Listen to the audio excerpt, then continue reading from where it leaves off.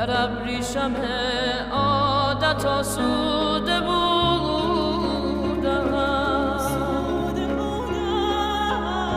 تو با حال پروانه من چه کردی؟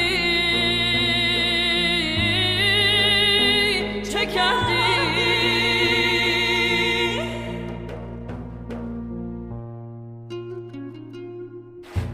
ننوشیده از جام چشم تو مستم،